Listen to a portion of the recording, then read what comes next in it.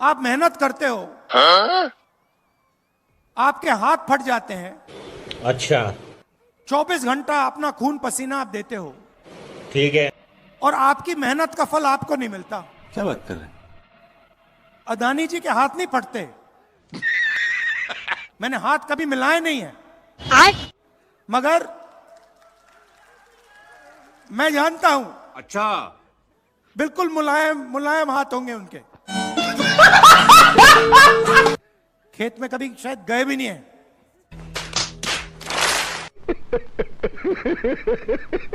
मगर हिमाचल में अगर आप सेब बेचना चाहते हो तो पहले अदानी जी के गोदाम में डालना पड़ेगा। कैसे कैसे लोग रहते हैं यार यहाँ पर। जब इंडिया नाम बोला जाता है तो आपको क्या जहन में आता है? वो तिरंगा जहन में आता है, भारत माता जहन में आती है, 140 करोड़ लोग जहन में आते हैं। अच्छा, IIT जहन में आता है, IIM जहन में आता है, एम्स जहन में आता है, इसरो जहन में आता है। नाम बदलने से कर्म नहीं बदल जाते। कहा गया है कोई लाख करे चतुराई, कर्म का लेख मिटे ना रे भाई। और इसीलिए नाम बदल लेने से न बदले भाग्य की रेखा, स्वर्ण सिंह के हाथ कड़ा लोहे का देखा। इसलिए कोई ये सोचे कि नाम बदलने से कुछ बदल जाएगा तो बदलने वाला नहीं। आपके इंटरैक्शन में माननीय शंकराचार्य ने कहा था योगी आदित्यनाथ को मैं सन्यासी नहीं मानता क्योंकि एक आदमी 2 पदवियों पे नहीं बैठ सकता। आप नहीं है पुलिस में, ना आप आर्मी में है। आप मुझे बोलिए, ना शंकराचार्य की बात करें, ना अन्य साधुओं की बात करें। नहीं, आप वायलेंस स्पीच करते हैं ना, वो जस्टिफाई करेंगे। पूछिए, आप इधर उधर के बात नहीं, मैं तो सीधी बात कह रहा हूं ना आपको। बोलिए, सवाल आपका अधिकार ही नहीं है पॉलिटिक्स में बोलने का। जी, मुझे धर्म गुरुओं से और आपके पाखंड से बिल्कुल बोलूंगा। आप अच्छी बात करते, आप अच्छी बात करते, तू सड़ी हुई बात नहीं करने का। मुद्दे की बात करो। मैं पाखंडी हूं कि नालायक हूं कि कमी ना हो, इससे आपको क्या लेना देना? इसलिए योग्य बात करिए। आप वायलेंस को जस्टिफाई करते हैं सोशल लाइफ में। मेरा ऑब्जेक्शन है। उत्तर जाओ तो बहुत भारी पड़ेगा। नहीं, बहुत भारी पड़ेगा। क्या भारी पड़ेगा? बहुत भारी पड़ेगा। मैं यहां से उठ के कुछ भी कर सकता हूं, आप करिए नहीं करने का। आपको भी यात्रा करनी होता है, आप भी चले जाइए। अरे भाई, दंगाई यात्रा में कौन जाए? आप सुनिए, दंगाई यात्रा हम तो उसको दंगाई यात्रा कह रहे हैं। वो हिंदू स्वाभिमान यात्रा नहीं है, उसका नाम है दंगाई यात्रा। यात्रा करते चलो, दंगे कराते चलो। तेरा तो गेम बचाना पड़ेगा। आपका जवाब दे रहा हूं। अभी विवेक भाई ने इनको कहा कि ये लोग जो कर रहे हैं ये दंगा यात्रा है। सनातनी निकले तो दंगा यात्रा, और जो सरतन से जुदा की रैली निकले तो वो तो शांति दूतों का महफिल है। वो शांति दूत है, वो फरिश्ते हैं भाई, वो हमारे भारत के फरिश्ते हैं जो सरतन से जुदा नारा। वोट करके आई जी। अच्छा खासा भीड़ था? हाँ, भीड़ तो अभी है। भीड़ है। क्या माहौल बना के इस बार जा रही हैं आप? माहौल यही बना के जा रहे हैं कि तेजस्वी जीते। तेजस्वी? तो अगर प्रधानमंत्री राहुल बनते हैं कोई बनते, उससे कोई फर्क नहीं पड़ता? नहीं, प्रधानमंत्री राहुल बनेंगे तो बहुत अच्छी बात है और गर्व की बात है। गर्व की बात है? बिल्कुल। कैसे? इसलिए कि वो कुछ करने चाहते हैं देश के लिए। राहुल जी? जी। अच्छा, स्मार्टफोन चलाती हैं कि नहीं? नहीं, हम तो नहीं चलाते स्मार्टफोन, मेरे लड़का लोग चलाते हैं। बाल बच्चा सब कितना है? 7। 7 बाल बच्चा? यस। तो गरीबी नहीं आएगी तो कैसे आएगा इतना बाल बच्चा? अब सब अल्लाह का दिया हुआ है मैडम, सब तो अल्लाह का देन है ना। वो गरीबी किसका देन है? गरीबी तो मतलब देना ही है मोदी जी का। गरीबी मोदी जी की देन है। चलो, और भी मैं लोगों से बात करूं। बहुत अच्छा लगा आपसे बात करके मुझे।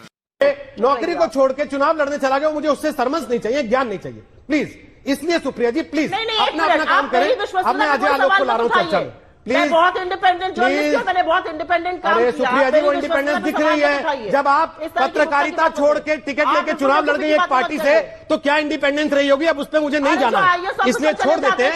मसला आपका करियर नहीं है, मसला यह है कि क्या असम में दोबारा चुनाव होना चाहिए, जो आपने सवाल उठाया।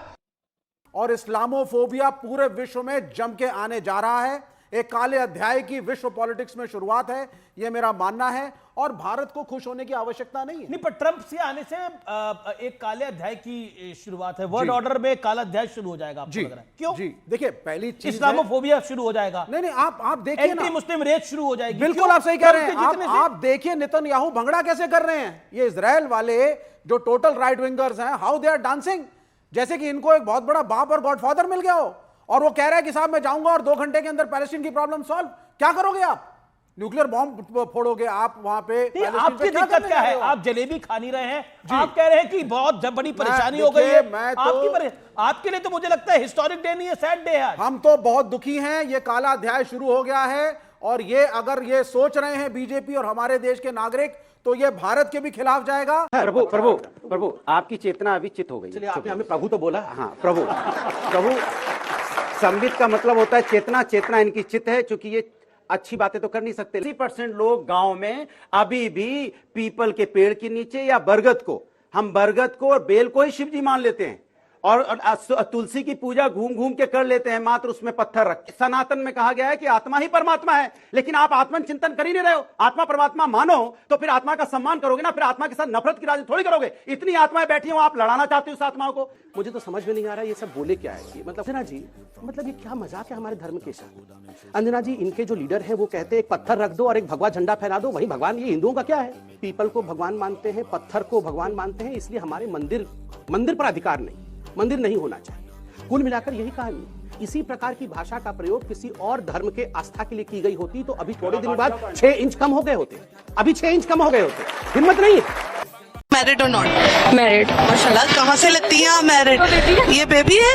ये किसका बेबी है? मेरा। कहाँ है हस्बैंड? हस्बैंड घर है। अच्छा, हस्बैंड की बुरी आदत और अच्छी आदत बता। वो है ही बहुत अच्छे,